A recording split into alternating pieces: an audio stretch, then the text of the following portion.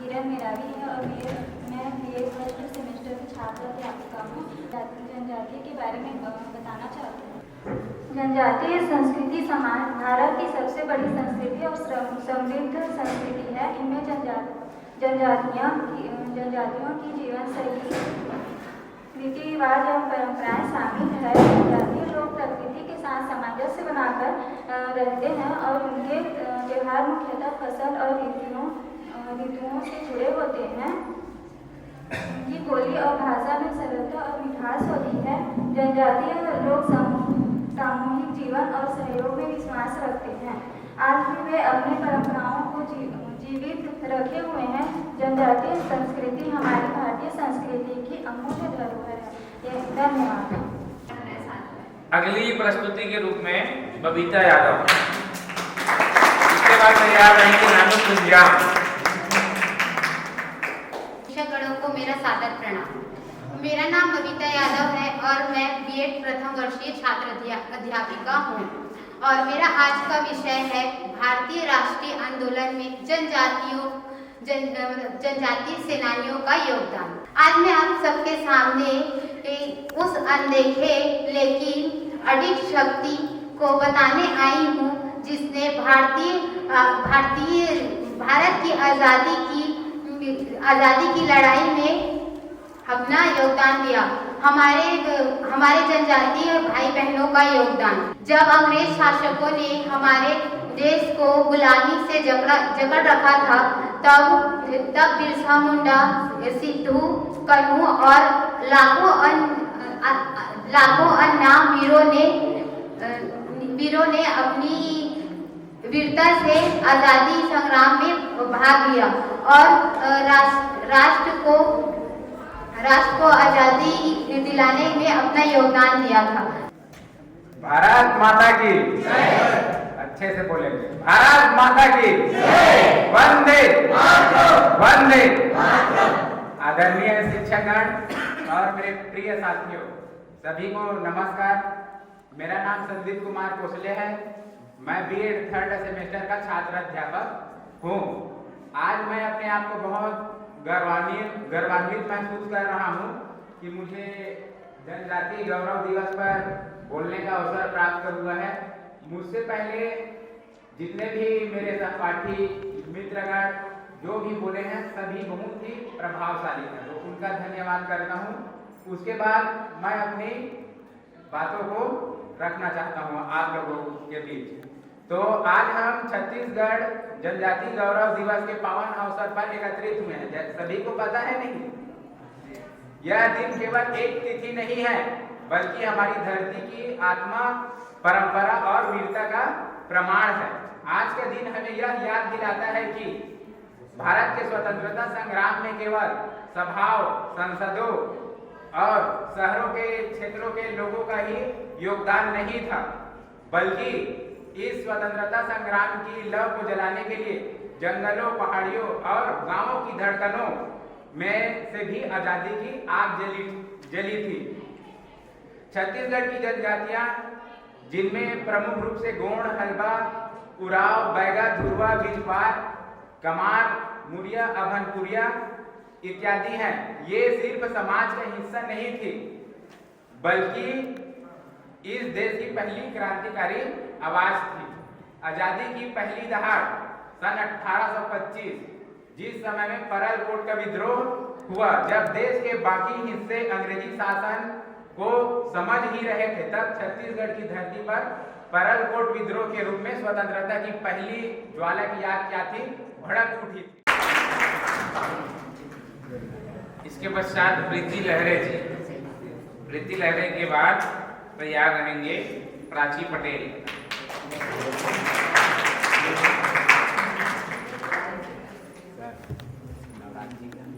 है ना, जितने टाइम लास्ट इनके बाद प्राची के बाद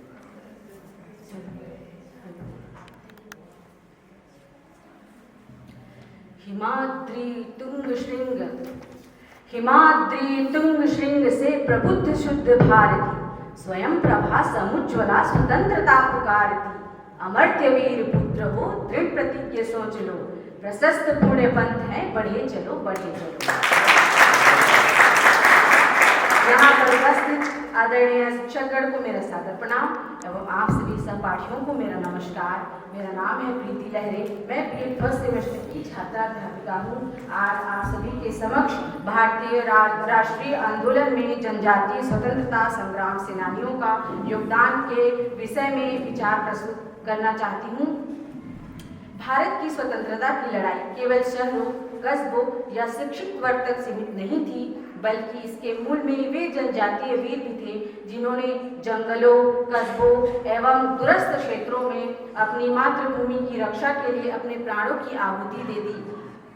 अक्सर मुख्य धारा के इतिहास में इन महान सेनानियों का उल्लेख कम मिलता है, लेकिन उनकी भूमिका अत्यंत महत्वपूर्ण और प्रेरणादायक रही है।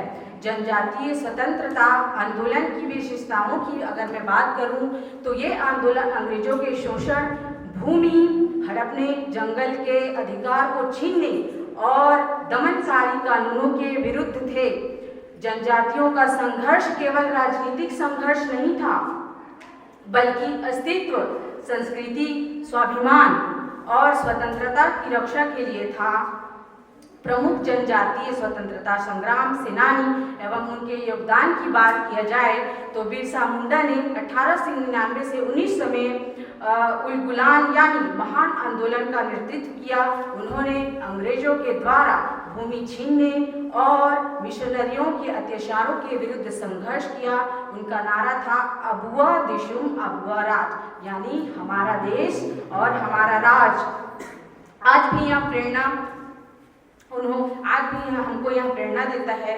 उन्होंने आदिवासी समाज में एकता, जागरूकता और स्वाभिमान की भावना जगाई। तिलका मांझी 1771 से 1785 के बीच संथाल विद्रोह का नेतृत्व किया। पहले ऐसे जनजातीय नेता जिन्होंने सीधे अंग्रेजों अधिकारियों का सामना किया। उन्होंने साहसपूर्ण कहा कि हमारी धरती है, हमें रहने दो, वरना हम विद्रोह करेंगे। जनजातीय नेताओं के संघर्ष की महत्व की बात करूं तो इन्होंने अंग्रेजों को जंगलों के भीतर चुनौती दी। राष्ट्रीय आंदोलन को ग्रामीण और दूरस्थ क्षेत्रों तक पहुंचाने में इनका महत्वपूर्ण योगदान रहा। उनका बलिदान आज भी हमें साहस और देशभक्ति की प्रेरणा देता है। अतः भारतीय राष्ट्रीय आंदोलन में जनजातीय स्वतंत्रता संग्राम सेनानियों का योगदान अत्यंत महत्वपूर्ण और गौरवशाली रहा है। उनकी वीरता, त्याग और संघर्ष की गाथाएं भारतीय इतिहास के स्वर्ण अक्षरों में लिखी जानी चाहिए। आज हम जब स्वतंत्र भारत में सांस लेते हैं तो हमें उन जनजातीय वीरों का स्मरण अवश्य करना चाहिए जिन्होंने अपने जीवन का बलिदान देकर हमें स्वतंत्रता दिलाई है। अंत में मैं एक कविता के माध्यम से अपनी वाणी को विराम देना चाहूँगी कि ऐसे ही हम एकता और अखंडता के साथ अपना जीवन व्यतीत करें तो भविष्य में हमें कभी भी कोई परेशानी नहीं होगी। हम एक थे, हम एक हैं, हम एक रहेंगे। हम एक थे, हम एक हैं, हम एक रहेंगे। आगे कदम बढ़ाएंगे, आगे ही बढ़ते जाएंगे। हमको रोक सके ना कोई, हम वायु का वेग हैं। हम एक थे, हम एक हैं, हम एक रहेंगे। हम किसी से कम नहीं, हमें किसी का डर नहीं। हम किसी से कम नहीं, हमें किसी का डर नहीं। एक एक मिल 11 होते, हम सब बड़े दिलेर हैं। हम एक थे, हम एक हैं, हम एक रहेंगे। जय हिंद, जय भारत, जय छत्तीसगढ़। धन्यवाद। जहाँ तक सन्यासी जो वर्ग है उन्होंने भी अंग्रेजों के खिलाफ आवाज़ उठाई और इसी कड़ी में जब हम देखते हैं तो सुदूर अंचल में रहने वाले वनांचलों में रहने वाले जो जनजाति जो महापुरुष थे उन्होंने भी खुल करके जो है ब्रिटिश आधिपत्य के खिलाफ आवाज़ उठाई और संघर्ष किए। अपने सीमित संसाधनों और सीमित जो है उसके बाद गैर परंपरागत जो औजार थे उन्हीं को लेकर के उन्होंने भारत की आज़ादी की उसमें आंदोलन में कूद पड़े। तो वैसे जब हम जनजाति समाज का गौरवशाली इतिहास को देखते हैं तो आज जो जनजाति समाज जैसे हमको देखता है दिखाई में पड़ता है कि सुदूर अंचलों में पिछड़ेपन, गरीबी है, अशिक्षा, इसके बावजूद भी हमें जनजाति समाज से हमको जो है सीखना चाहिए कि जब अपने राष्ट्र के प्रति कैसे समर्पण का गुण हो। अपने राष्ट्र के खिलाफ जो जाने वाले व्यक्ति हैं, उनके खिलाफ कैसे आंदोलन में वो शामिल हुए। और केवल पुरुष वर्ग नहीं, जबकि हम जनजाति इतिहास का अवलोकन करते हैं तो हमें यह देखने को मिलता है कि पुरुषों के साथ कंधे में कंधे मिलाकर महिलाओं ने भी भाग लिया।